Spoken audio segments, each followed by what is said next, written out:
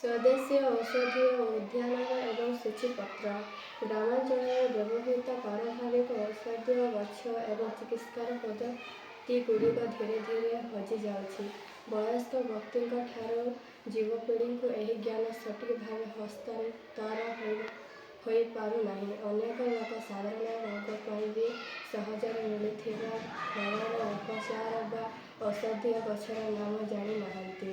ସମସ୍ୟାର କାରଣଗୁଡ଼ିକ। ପିଢ଼ି ପରେ ପିଢ଼ି ପାରମ୍ପରିକ ଜ୍ଞାନର ଲିଖିତ ଦସ୍ତାବିଜର ଅଭାବ।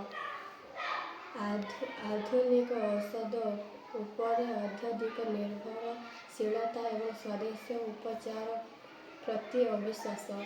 ଗ୍ରାମାଞ୍ଚଳରେ ଥିବା ଔଷଧକୁ ବୃକ୍ଷର ସଂରକ୍ଷଣ ପ୍ରତି ଧ୍ୟାନ ନ ଦେବା।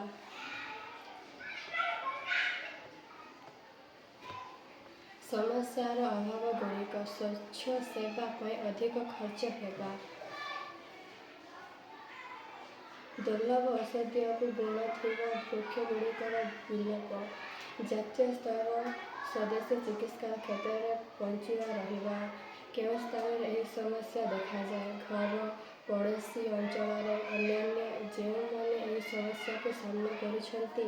ଗ୍ରାମାଞ୍ଚଳରେ ରହୁଥିବା ସାଧାରଣ ଲୋକ, ପାରମ୍ପରିକ ବୈଦ୍ୟ ଏବଂ ନୂତନ ପିଢ଼ିର ଛାତ୍ରଛାତ୍ରୀ।